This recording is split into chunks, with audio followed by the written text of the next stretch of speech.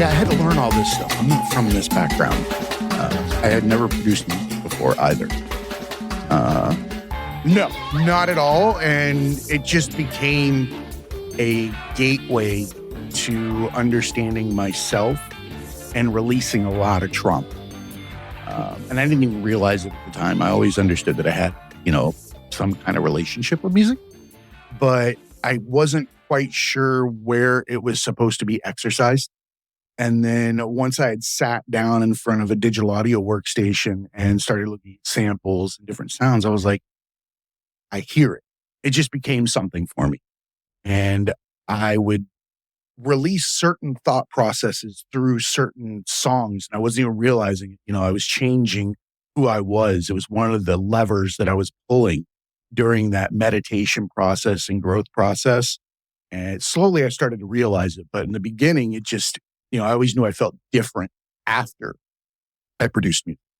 And it just became a love affair. And it's something that I do every single day in some way, shape, or form. So that's enough about me.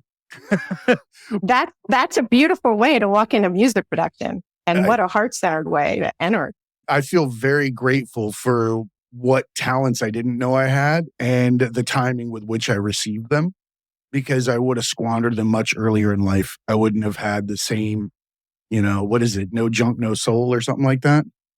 I don't even know if I quoted that right, but I'm pretty sure that you've got to have a jacked up life to have some soul to be able to put music together, because there's nothing worse than a 13-year-old trying to tell you about the blues. It doesn't work. So welcome to the Tragedy Academy, a show created to bridge societal divides in a judgment-free zone using candor and humor. My name is Jay, and I am joined today by Susan Gold, who has so many different hats that she has worn throughout her life. I thought I had too many, but you've got a ton, and they're all interwoven. But currently, you're a psychotherapist working out of LA, correct? Is that what it was, a psychotherapist? So I'm actually coaching and I'm working out of Montana. I made a big move out of LA in March, and becoming a coach is part of that move. Okay. So I saw that you had New York, LA, and that you were in Montana. I wasn't sure. I was kind of trying to figure out how you were balancing a connection with people in LA while you were living in Montana. Not that I would love actually to have that remote workspace to be talking to people in LA and be able to walk outside, lay on my back and look at the stars. Hell. I still talk to people in LA and I still talk to people in New York, but I'm really grateful to heeded that inner call, Jay. It was time to leave the metropolis behind and get a little quietude. And it's actually helped me become clearer and moving forward on the new path. And I'm continuing to consult in the same arena that I had, but I've just been sort of propelled, and you're right. Every little bit of my life experience has come together to weave this incredible brocade and deliver me to where I am now. It's really quite magical looking back at it. It's great when you get to see it all come together, because all those pieces, if you were looking at a puzzle, we always want the straight ones. We try to do the edges first. We don't respect the fact that all of those inside pieces are so beautiful and they require so many different experiences in order for them to match another piece. And once that picture's done and you take a step back, you're like, holy shit, this is what was happening the whole time. This is where I was going. That's why that happened. You find peace. And I think it's a really unusual way to look at trauma. I mean, certainly I had a really chaotic upbringing. I was raised by two genius, magnificent, completely dysfunctional adults. My dad was a drunk and my mom was popping speed because that's what you did. You got diet pills from the doctor and that was speed. And I didn't understand. And they had 5 kids and I was smack in the middle of it. And going, nobody said a word. No, what is happening? You were not allowed to tell your neighbor that you were the one doing it. I always do that stupid analogy, but it just rings so true to me. And it's the Western set, the old Western set, where everybody has like this little house in the front, and then behind it, there's these 2x4s, and in the back are all these dysfunctional ass families laying on the ground in little huddles. And then they come back out the door. And, I'm thinking of the 50s guy, because what you're explaining now is like that 50s, 60s parent that comes in, like dinner's ready. Wife's all hopped up on pills just so she can make dinner on time. And the man's coming home and hanging his hat, and bitching about the smell or whatever happened that day, drinking a highball. Like that's what's waiting for him. Did I sum that up? Yeah, except the dry sink open at 7:30 in the morning and you hear glug, glug, glug, glug. Oh, no. So it started early. But honestly, like I am so grateful to have been born into that. And I'm a firm believer in the fact that, yeah, I chose that trajectory because that gave me so much to work with in my adulthood and to evolve through. So I'm grateful. It was abused and hurt children raising abused and hurt children. Can you repeat that? Oh, hold on a minute. Yeah. I think people need to hear that. It was who raising who? It was abused and hurt children raising abused and hurt children. And honestly, Jay, that could go all the way back in the lineage. I mean, ever seen a strand of DNA? Like you might as well be walking down that thing like you're on Rainbow Road in Mario Kart or some shit, because it's all going to be the same. Each one has a rung to the next one. There's an attachment and there's a little shit left over for the next one. So you get that, epigenetic or whatever they call it, fucking issues over your parents. Like I'm drinking and I like to wink when I say certain things because I got weird traits from my parents. Yeah. But it all worked out in the end. And oddly, like all my siblings, they've all had a different experience. My sister thinks she lived in a really incredible upbringing, very supportive. My oldest brother, everything's blacked out. It's very different, the experience, but I'm grateful. And it did, project me out in a very positive way to experience all that life could offer. The hard way, maybe. So let me ask but it's all working out. Let me ask you a question. I'm sorry, I didn't mean to cut you off there, but curiosity jumps in. I have things that I write down, stuff that I want to discuss, but when I see someone come from a traumatic background and then enter the entertainment industry, because you had a very unique job for a long time of marrying people to roles. And that takes someone that has lenses that other people do not have. It took me a long time to understand that. Do you find that growing up in an environment like that almost gives you the ability to recognize multiple personalities within people because we come out with such a lack of personality in those situations so that we can pick through people? Does that make sense?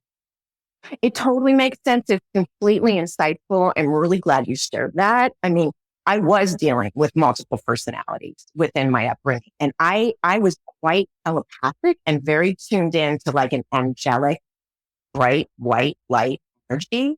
I felt protected, and I could read people until it became too dangerous to do it, and I shut it down. But I did have that capability in my adulthood, and I was very able to really listen and see through. And it did help me. I mean, my first deal with my own, I started out at a large talent agency, ICM, and then went with my boss when he formed his own agency. And that's really where I learned how to negotiate talent deals.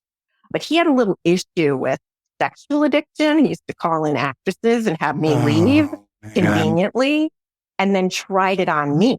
And I left. And at the time, I happened to be training Barbara Walters. I was about to say, wait a minute, though. You have guns.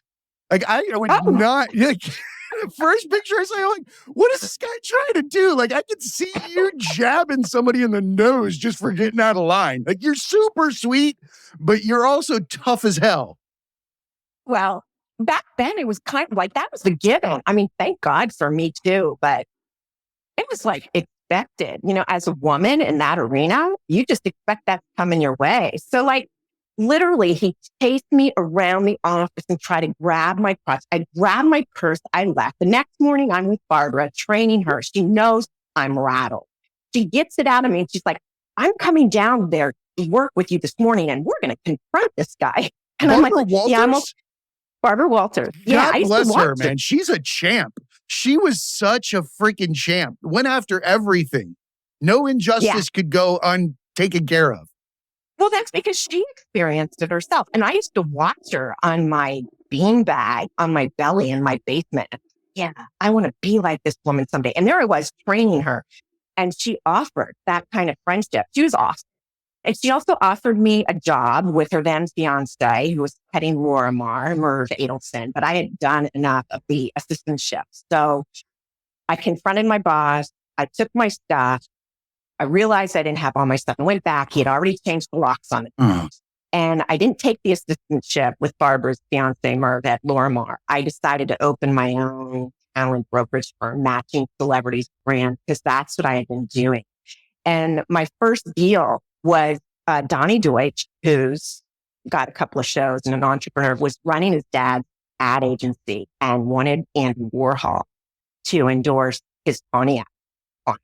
Nothing big. And I'm like, just Andy Warhol.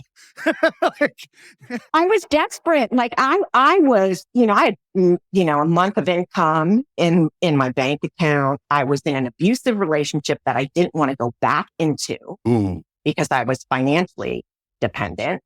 So I knew I needed to make it. I was willing to go to any length. And I go, I'll give it a shot. I couldn't get Fred on the phone, who was Andy's manager. So I went down. I took the train down to the factory and I knocked on the door. And Fred answered and he said, come back tomorrow and I'll let you talk to Andy. So I went back the next day and knocked on the door and waited in the foyer and was sweating bullets. Like, what am I going to do? And the door's open and Fred goes, Andy will see you now. And go in, amazing. I'm talking. I'm blabbing and Andy's not looking at me. He's like penciling and there's 3 pugs running around the studio and they're jumping up in his arms. And he's like paying attention to those pugs and he's loving on those pugs. And he doesn't want to have anything to do with me. That's an awkward conversation. He looks at me and goes, now, Bill, why should I do? And I said, because you have the pugs in the shop with me. Boom. He said, yes. And that was the deal. Genius. Genius. You baited that so well. You saw what commanded the most of his attention, where his love lied. And in that moment, it lied so much with those dogs. And guess what? It's also going to translate real damn well on camera to everybody because it's what? Authentic. And I learned it growing up in my home. I learned it how to deal with my parents, how to work with my brother, how to survive. So it came in really handy and it served me well. When did you realize that you had it? Because that doesn't go hand in hand. It takes a long time to, at least for myself, to look backwards and go, oh, well, that's what I was doing throughout my life. That's how I ended up getting by here, here, and here. This is why I managed not to link up with these type of people. This is why I didn't understand when someone would hire someone, they would look to me like they were twisting an imaginary mustache, but everybody else was happy with whatever they were ready to bring to the table. But as far as I was concerned, they may as well have been some kind of villain. So easily seen. But in retrospect, I can see that now, but coming through it, I had no idea what I was doing. Well, I had to say in my case, that sort of unveiled itself in multiple places. But I think the biggest unveiling was like fast forward when I went to LA, and it was really to meet my biggest guru, who now I'm completely grateful for. But he became my ex-husband. And I really thought, like, finally I found unconditional love. And really what I found was a huge screaming narcissist who was sucking me dry. And we had a child. I confronted him trying to make him come to the plate and act with integrity. And instead, he folded his arms and said, I'm hiring an attorney and I'm filing for divorce. And my big wake-up call was I was on a mattress in a partial conversion in the garage while he was in the master bedroom for a year. And that's the kind of billboard it took to fall on my head to realize where I was, what I was allowing. And that's the opportunity I really had to see my true authentic power, who I really, what my strength is. Because people always told me, oh, you're so strong, you're so accomplished. I didn't feel any of that. And I was very codependent on a relationship. And I had terrible fear of abandonment, like horrendous. So that final instance is really one of the biggest lessons so far. Knock wood, where's the wood? Right. That's the beauty of life. The only thing permanent is change. So we know it's coming in one way, shape, or form. But I love that you pointed out that you were on the ground, metaphorically, literally, everything in between. And I say this all the time, just like a plant, a seed requires the ground to grow, and we as well require the ground to grow. We have to fracture those lenses of experience that we've taken over time and fooled ourselves into believing that those different layers and tints are truly what it is that we're seeing and taking in, when in reality, it's just those layers of experiences that we're actually holding onto our face. That's the big cosmic joke, is that we're literally, like, if you had glasses with all these lenses on them, there would be like a rope on the back of your head that you were pulling real hard as you walked around through life. And without realizing that if you just snip that little band and let them fall off, you're standing in a sea of people that are all wearing glasses, looking at each other, not realizing what the F is going on.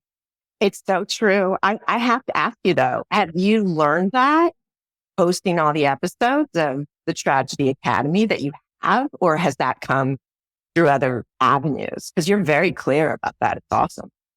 So for myself, early on in the show, I talked about a spiritual journey for myself.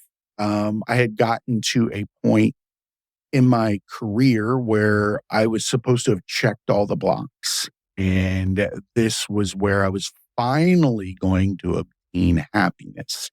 But like yourself, I didn't grow up with the best background.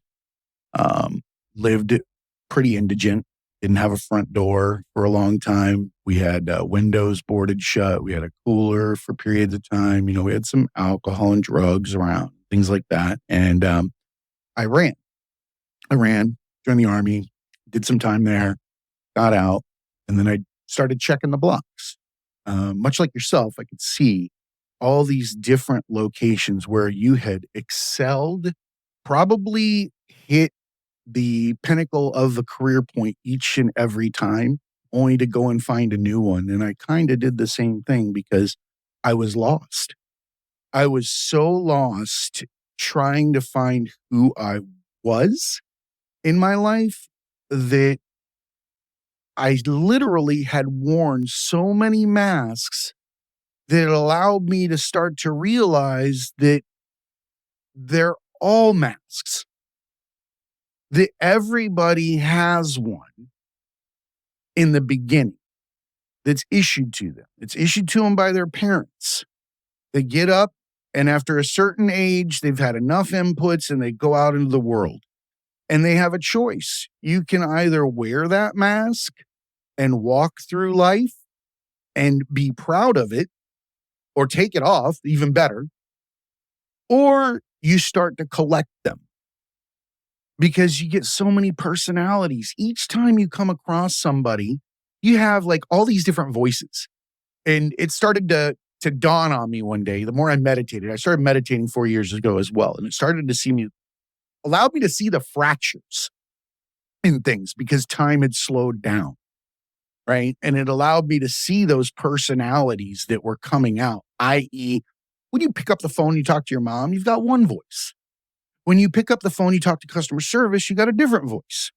When you're out at a nice dinner with your boss, you have another voice. When you're at an interview, you've got another voice. Why is that? It really bothered me because those were not the real person. Those were all masks. And the problem was I was collecting them. Because you can't throw away a mask. Because you have to remember who you were the last time you had that interaction. Because we have such an effed up reality that we have to know who we were at any given point throughout time.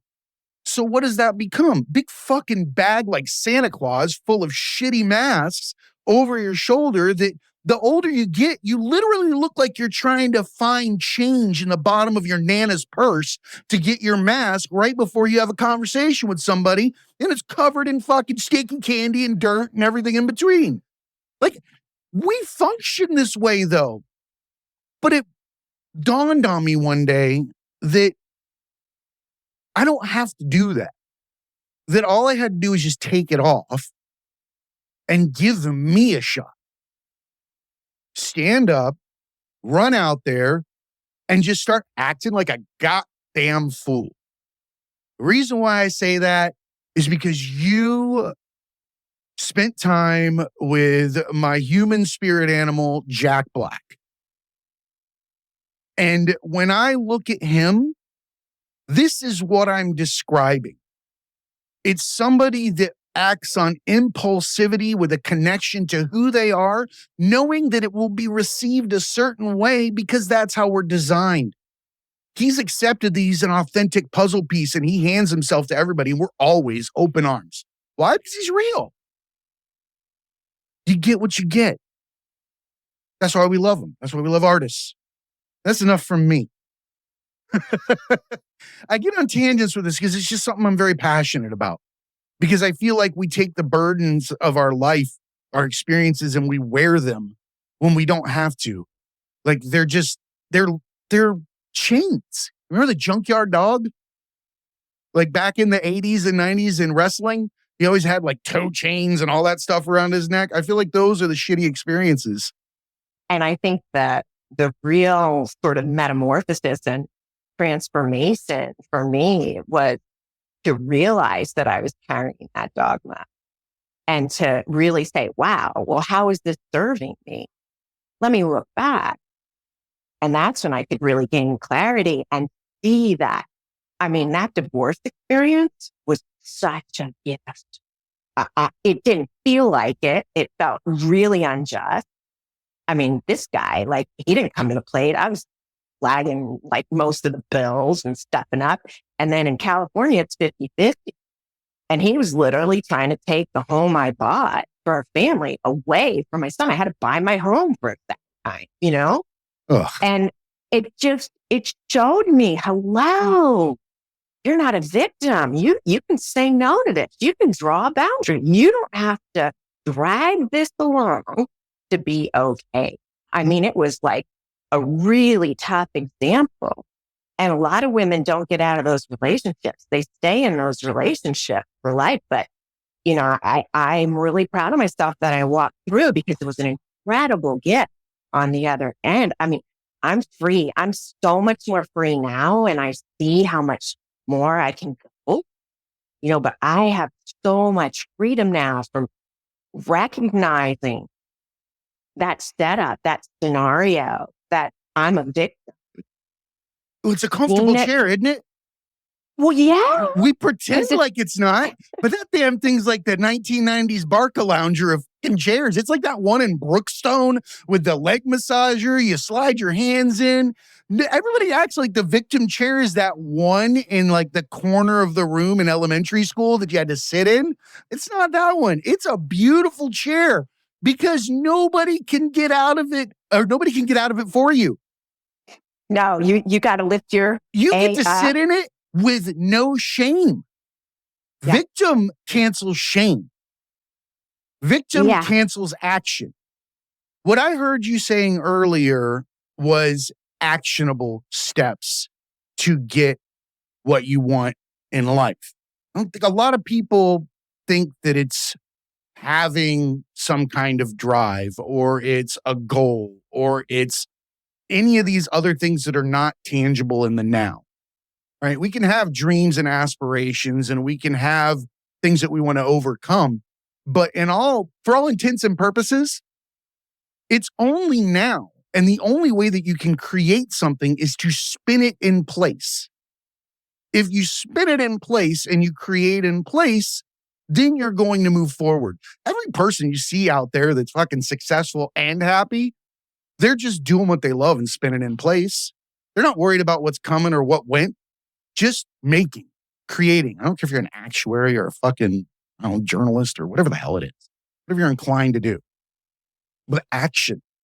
I'm trying to think of all the times that I didn't stay stationary for long. Like even when I got clean, there was that little voice inside me and that light inside me that was getting dimmer and dimmer and dimmer. And I knew that's what was going to keep me alive. So it was like this choice. Am I going to face my behavior and my fears, my panic of like getting through life without a drink? I didn't even know how to go meet somebody without having some kind of alcohol there.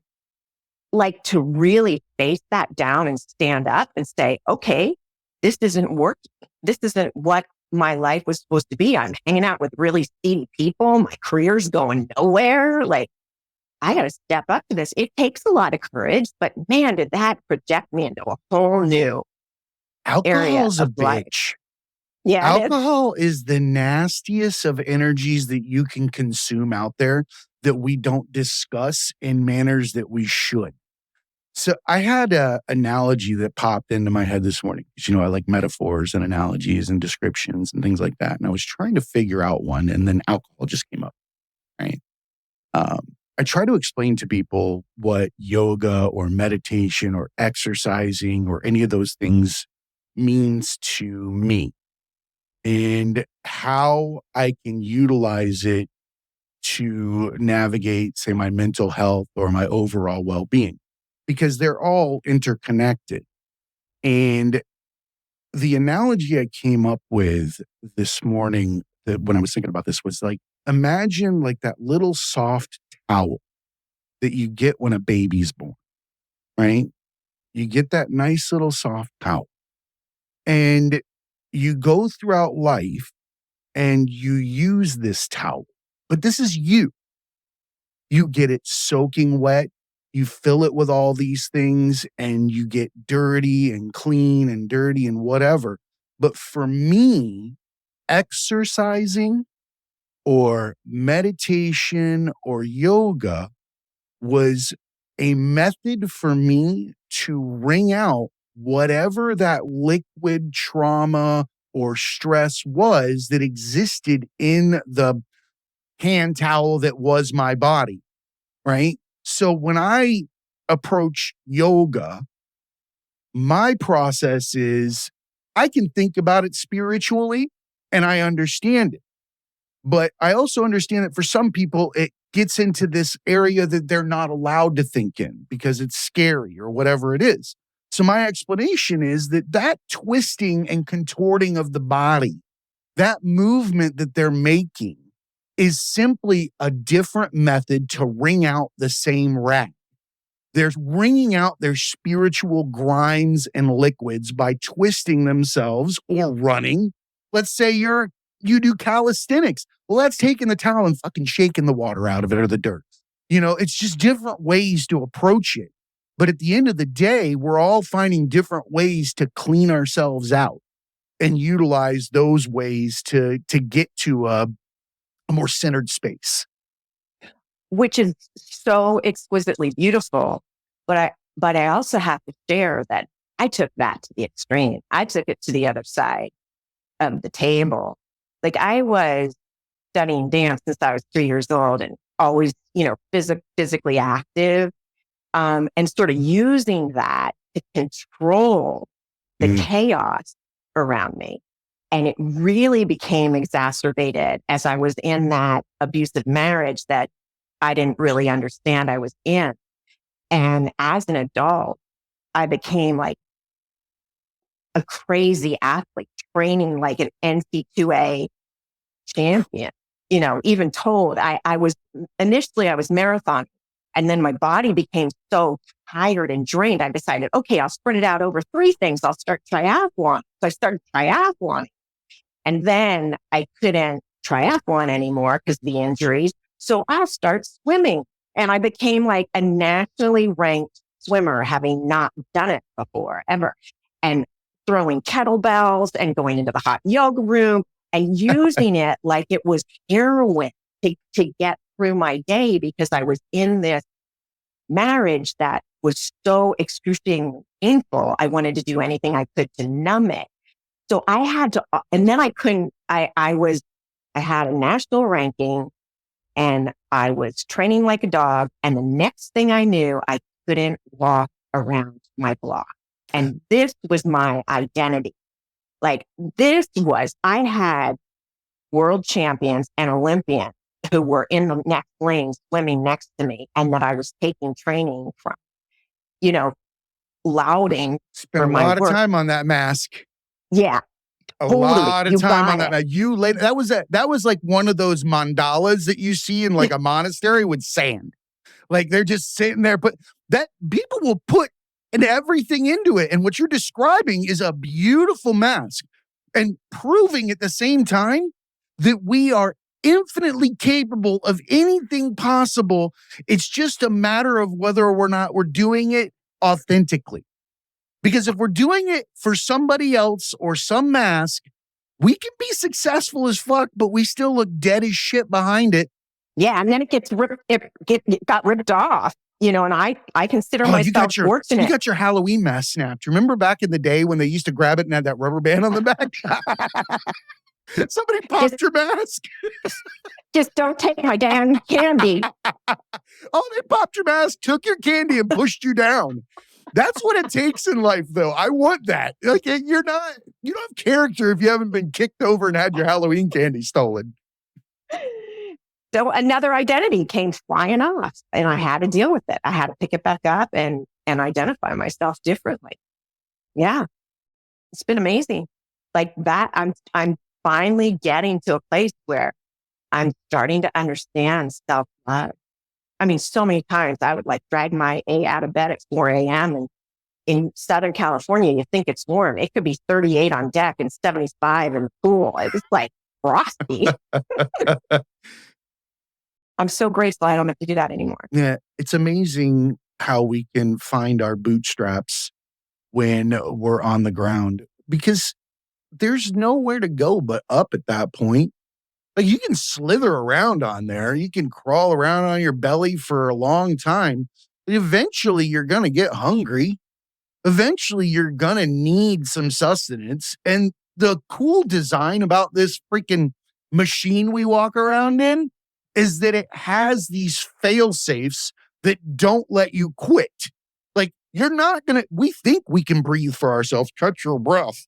No, asshole. It's going to happen whether you're going to pass out even if you try to hold it.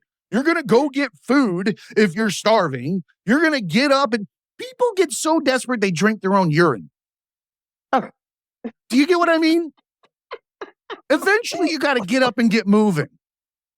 Right? It's a choice at that point to lay there and just wallow in it. And what a shitty way to go down in history than to let your trauma have the high score. And you get to go down with a victim shirt and call yourself the winner. Yeah, no. Fuck that. No. I mean, I'm grateful. I had a lot of great help. I mean, initially when I realized I had a trouble with drinking, a friend of mine had, drew me a therapist number, and that was a total no. You don't go to somebody and pay them to talk No, about not the way your I grew up. Hell no. But I went, and this guy was super savvy. Like I went in and said, my life is totally out of control and completely unmanageable. And he immediately started talking about how much I was drinking. And I was like, what's that got to do with anything? And was there alcoholism in my family? And I'm like, what's that got to do with anything? I can put two and two together. What are these obvious things you're pointing out to me? What are these giant billboards that I'm refusing to look at that you're showing me? Denial is thick, Jay. Denial is thick. It certainly is. Yeah, but I I was super lucky to be, delivered into the path of a lot of great help. And what I came to understand was like, it was really essential that I do that talk therapy initially to get the ley line of the story of my trajectory. But at a point, and this was a long time later, I realized it really was in my body.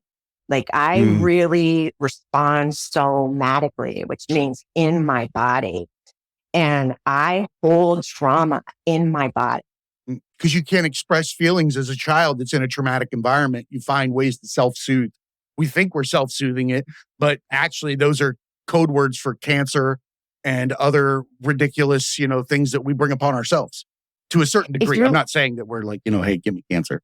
No, but yeah, I think I was headed right in that direction. And really had to do some reprogramming. I mean, it's really super interesting because I had a hip impingement on my left side. My sister has it on her right side. Hello. Talk about a yin yang. Right? It's just how it all balances out. I get it. When your identity is wrapped in things like I've had 2 hip surgeries, 4 right ankle surgeries, and a whole bunch of different stupid shit because I used to do athletic stuff when I was in the military. I loved it. We used to do a lot of ruck marching, all that kind of stuff. And I feel for you. When you lose that identity, it's extremely difficult to reinvent yourself when we don't trust ourselves to be the invention. So we panic. We panic immediately when we get in those environments because we're like, oh, fuck, what mask do I have to pull out of the trunk? Am I going to be a cowboy? Am I going to be a fucking doctor? What the fuck am I going to be? Because we are always in fear of the reset. And I don't know why, because you don't go anywhere. It's the unknown, though. It's so the unknown.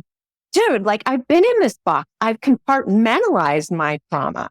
I've learned how to walk through life in compartments. And then you got to smash all those compartments or they get smashed for you. And you don't have a choice. You have to step up and say, okay, here's the authentic me. Alcohol will end.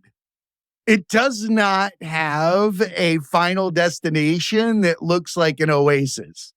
The end of the alcohol path is nothing but a train wreck. In one way, shape, or form, it leaves carnage in its path. I don't want to sound like somebody that says, you can't enjoy, the libations and run around, and have the party or whatever. But it's poison. Like I drank a shit ton in the military. I drank a shit ton to get through my, mental issues while I was in the corporate world.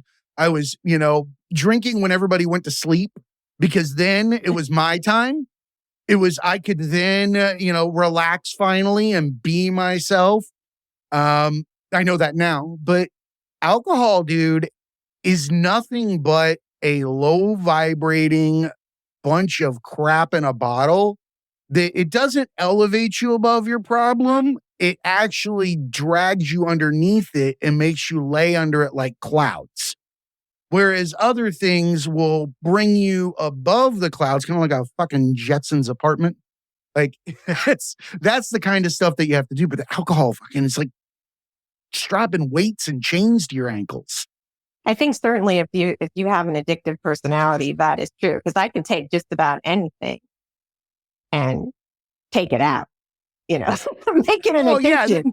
I have not done certain drugs in my life because I am 100% sure that I would sell my soul for them after the first shot. Like, those drugs make people do some heinous shit. And I know it's in my family that if I start trying some stuff that goes down that alley, I'm 100% skid row. Like, I might as well just sign up. My wife is the only reason I'm alive. She's guided me and been there, to watch me try over and over and over again to conquer my internal demons, and I'd fall back down and try again, fall back down, try again. And she just stood there with me and helped me stand back up. I don't know how she does it, but I try to repay her every day. That's for damn sure. You're standing up in a big way for a lot of us too. Like all these episodes you've done and all the clarity you've bring to the table, and the humor too. It's so super great. I think I lean to the serious side, and it's so much fun to just laugh at it. When I was writing my book, which was a great exercise, I did not want to do it. I had been told multiple times. Same. I've been told multiple times, you have a book to write, blah, blah, blah. And I was like, why do I want to do that? It's just a PR tool, Finally, like my back was up and okay, I have a book to write. Okay, and I took to it like a producer. Okay, 15 minutes a day. You're going to sit down and write this book. How's that working out? Yeah, I did that for a year. It actually gave me the first You draft held it of out the for a year. manuscript. Clearly, you don't have ADHD then, because I can't do a repetitive task to save my soul. I was determined by that point because this, book message wouldn't stop. So, and I'm smart enough now and intuitive. Well, I think I've been intuitive since I'm little, but I've been able to uncover the layers of trauma over that intuitive voice so I could finally listen to it. And I got encouragement. So I got that first draft done the bulldozer way, the bulldog way. And then it was suggested, go through it from your little Susie point of view. Interesting. Like little Susie that's actually been through all of that experience you recounted with you. It shifted the whole thing. I don't care if anybody reads the book or not. It comes out in a couple months. It was such a huge awakening for respect and love and a recognition of the power of my humanity.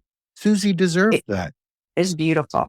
She deserved an adult that could empathize with her and walk her back through what she went through and forgive herself for all the things that she was taking as her own actions that caused issues throughout life.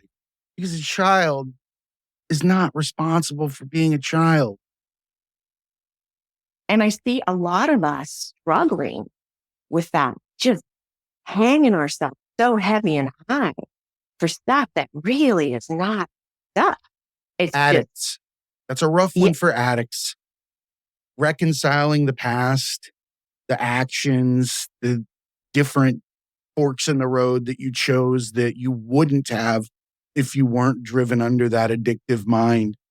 And you have to look back at that carnage and what's the end game? Are you supposed to live in shame forever? Because there are people that would say that if you were that person, you deserve to be that person until you die because of whatever you did on that path as an addict or whatever it was. Or do you look back on it and forgive yourself and say, discernment is my gift. And in this moment, everything after discernment is a choice to be a piece of shit. But prior to, you've got to cut yourself some fucking slack. It's always now, right? It's always now. So you can always be different. I have so much compassion. I used to be more on the side of Anne Rand, and in LA, like at the end of every ramp, there's somebody begging. And I used to pass them up thinking, oh, what are you going to do to me? And then it was like this whole thing. I don't know if it's part of ascension or what, but I just started digging in my wallet and whatever came out, if it was 20, so be it. That's great. I have so much compassion for these people that they have no recognition. They you ever matter. felt bad giving something to somebody? No. Why do we not? Why do we actively look the other way? I ask this question all the time. We will look in the face of someone or know that they're there and on their knees in that moment, and we will actively look away. And it's such an odd dichotomy because every time you reach out and give authentically in that moment, like if you didn't hesitate and you gave, it's so fulfilling. Like you feel it's kind of narcissistic, but we treat it like it's this thing. And my take on it is that we're afraid to admit how good we have it. Or something's going to be taken away from me if I help you. that was my old way of thinking. I mean, I certainly don't think that way now. No, of But course. The more you give away, the more you get. yeah, it is fun. It's true. It's true. I tell Gary all the time, Gary's successful. The guy's been in the entertainment industry for 20 some odd years. And he's worked with some of the greatest names out there. And he's Emmy nominated and all these things. And he doesn't talk about it. But every time we're having a conversation, he's either making something for somebody, buying something for somebody, sending somebody something just because he thought about them. And I told him, I was like, dude, not the only reason, but one of the reasons that you're successful and you constantly see these paydays are because you give them away. It's also a gift because he, like me, has had the opportunity to see people who are idolized or, they have some kind of celebrity around them. And then you see them up close and what they're living. Yeah, it sobers you quick. You see a whole new perspective on humanity and what we've been told is success. Like they have to put their pants legs on one at a time in public. I hate to use this analogy, but I say it all the time. I'm like, everybody gets diarrhea. No matter who you can imagine in your head, however amazing the pedestal is that you hold them on, they get diarrhea. That level sets it to me all day long. Oh, Beyonce, sorry, you're right here. Whatever political person, there's a day where you're just leaning forward going, oh, I hate my life. And I'm like, you know what? It's not all what's on the camera. Yeah. And a lot of us don't have the opportunity to really see that. So Gary and I have both been really blessed in that way to have that experience. It's humbling because not only do you get to see those fallacies, you also have to come to terms with the fact that you've been using them as guiding principles in ways that you have adapted to those people that you were watching, or we emulate them. We do all these things. There's a responsibility with creators that we have to remember. The onus is on us to create things that are worthwhile. We are given the gift of creativity. It's the only thing that's really natural to us. And we create in place. And when we do that, if we're not creating it authentically and we're creating it for something other than that, and we're just creating empty shit, it's up to us to create things that can further humanity in good ways. And do it as a community, as a collective. Bro, have fun with it. Yeah, that too. Have fun with it. God, we're so damn serious. Why? What did serious ever get anybody? I'm not sure, but I think it's getting worse. Blood pressure problems? Cancer? Shit, man. Everybody's got to chill the F out. I live in Florida. It's a boiling pot of water at any given time. All you have to do is drive somewhere and you will see Florida's diverse. Everybody runs to Florida because it's cheap and it has one season, right? And they all come down here and they're all expecting to be in harmony, but none of them have changed anything about themselves to have the reward of living in harmony. So they're all here just fucking running into each other, screaming. The louder you scream doesn't make somebody can come closer to your viewpoint. I think one of the most important lessons I got on that really opened my eyes was Marianne Williamson. She was teaching a course in miracles in a really small church on the Upper West Side. And she used to bunk with my friend Tara at her house at the time. Her teachings were just getting out. And she had come in from the airport. She was late. The cab driver was just crabby. He had had a horrible day. She knew he had a horrible day. And he was being abusive to her. And she said to us, you got to get in their mind. You got to get in their shoes and see what they're experiencing and then have compassion. And most people want to tip them. She tipped them double. And that was such a profound lesson at the time for me. It's a pendulum. Yeah. It's a pendulum.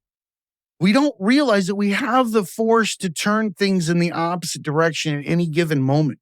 My wife laughs all the time because when we're out and we're navigating through stores or, out doing things, I actively try to make people that have stink face laugh or change their direction. Like if you're my cashier and you look like, you just ate a bowl full of crap and you're just angry at life, I'm going to do some stupid shit right there in front of you. My wife just rolls her eyes at me, but I'm going to try to get you to turn around.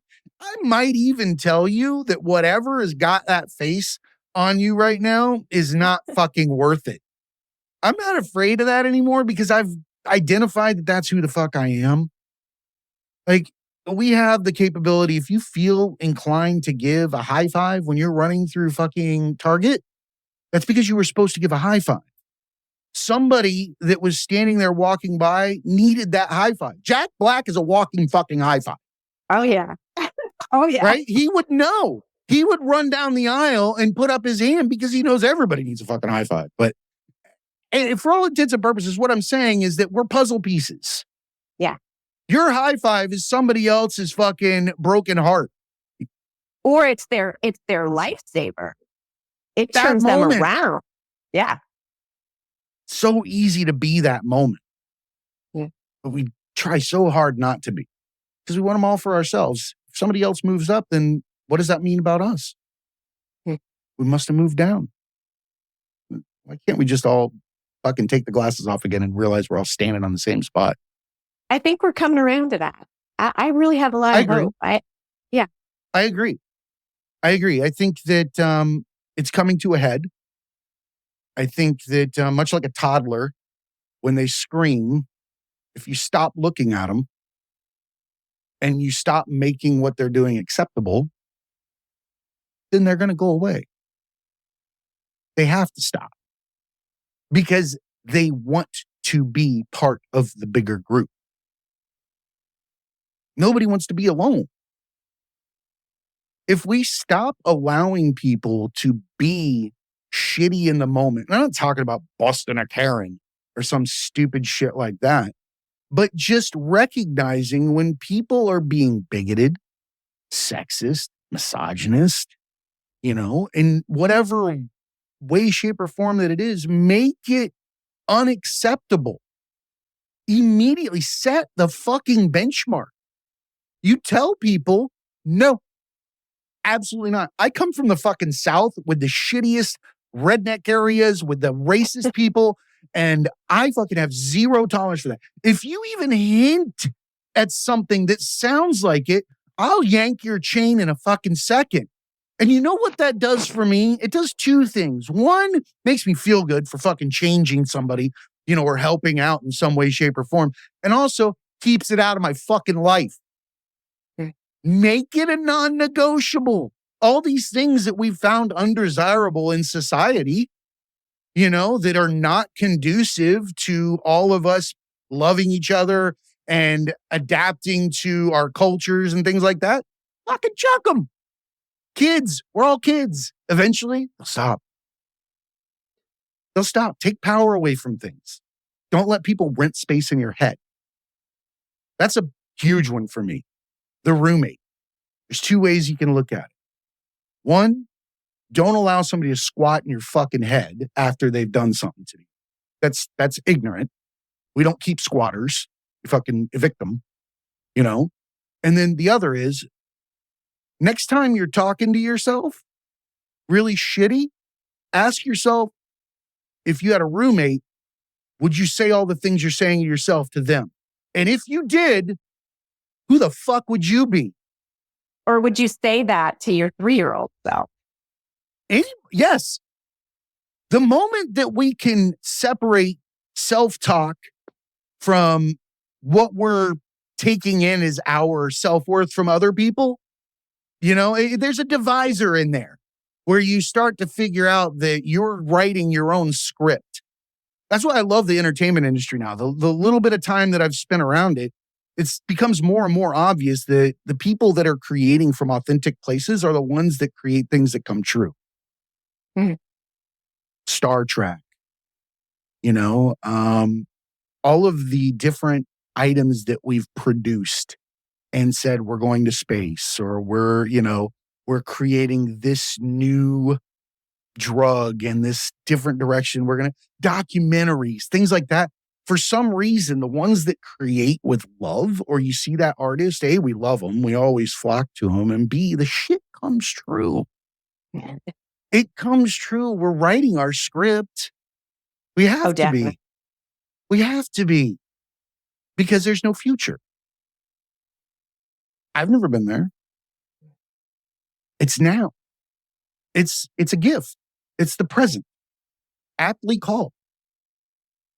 Just have to create in place. I'm super happy to meet you and to see that there are people that are looking back on their paths, not with shame or guilt, but with, that's the way that I like to describe this. I like to think of it as tools in a toolbox. And you don't get angry at your tools. They're helping you today. You don't yell at your wrench that you picked up 2 years ago at fucking, Lowe's. It's not the wrench's fault, but you're using that wrench to navigate life today. But you're fucking mad at the money you spent on the wrench. That comes back to. Yeah, shame is a bitch. It's a learned construct too. It is. Yeah. It keeps people from betting on themselves too. Yeah. So does guilt. I'd really like to help people free themselves from that. That's what I want, to give you a chance to tell everyone what it is that you're bringing with your coaching sessions, what it is that you want to give back. You want to take a moment, tell people where they can find you, what it is that they can expect from the experience. Well, sure. And thanks a lot for suggesting that.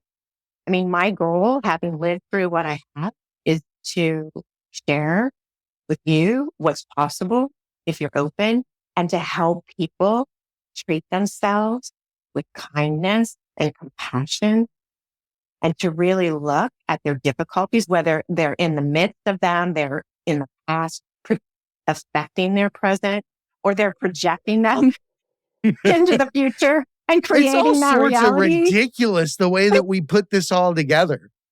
Yeah. So I just like to call a spade and help them through that and let them know, there's support. And there's all sorts of modalities and ways to walk through all that. The book is literally my bearing, my own journey. It's a vulnerable experience. But that's how people can relate. Yeah. We're so real. afraid of And sharing. Yeah. We need to. If people want a little audio snippet of that and to be updated on the release, they go to susangold.us. Just sign up. I'm not going to ping you a lot, but I'm going to keep you updated on what's happening and when it's coming out. That's also my site, susangold.us. And that's .us for anybody that doesn't hear that correctly. It is US at the end. Thank you. Yeah, no problem. That's it. It caught me off guard when I saw it. Like, interesting. Yeah. I hadn't seen .us yet. I grabbed it. Smart. The Tragedy Academy wasn't too hard to grab. Which surprised me. I really was surprised that it didn't. How it flew under the radar is beyond me, but I snatched that thing so fast. So my publisher, same thing. I had a totally different title for my book that was a lot softer. Trust me, it was airy fairy. Didn't really say, call a spade a spade. Didn't really say what the book was. And they came at me and they're like, toxic family, transforming childhood trauma to live in adult freedom. I was like, toxic family. I can't say that. I can't throw my family under the bus. I love my family, but it's the truth. Like, there's toxicity in the family lineage. Call it what it is. It doesn't mean that I don't love my family. I'm appreciative of the experience. Just as toxic. Like, it's not like I didn't fuck up. Like, I've done it all. I screw up every day. Like, I'm not immune to whatever it is that I'm trying to help other people through, or whatever voice I'm trying to give people. Look, I've done some shit. Like, I'm going to need to fucking interview people till the end of time. This is like my purgatory or something. Like, I think you can release yourself from that purgatory right now. There's no penance to pay. No, you just have a gift. It's fun. You have a gift to speak to people and to bring truth out in a really humorous, funny way. And you really have great insight. So this is not penance. This is not purgatory. This is you fun. Living your dream. You're out of corporate America. You're not building widgets, and you're having amazing from the heart conversation and helping transform humanity one podcast at a time. Oh, I appreciate that very much. And likewise, I see you. I see what you're doing. And I tell everybody, continue to be a White House. How'd that work? A lighthouse. Continue to be a White House. No, be a lighthouse. Show people your path. Turn up that brightness. Let yourself shine and give people something to follow so that they can become who they want or who they should be or who they were created to be. Not even who they should be, because it's not even work. That's the part that we forget, is that being ourselves is the easiest damn thing on the planet. It's being other people a masked fat pain in the ass. So I appreciate that you found who you are. And thank you for sharing it with the people that listen to this show. It means a lot to me. Thanks for the opportunity. Really appreciate it. The candor is amazing, especially that you're willing to speak about not just the good, but the bad, and not just about others, but what we do ourselves, when we're en route to that understanding. It's not just what people did to us, but we do to ourselves and those around us as well. And that's the gift. Thank you, Jay. Thank you. And remember, everybody, be cool and keep learning.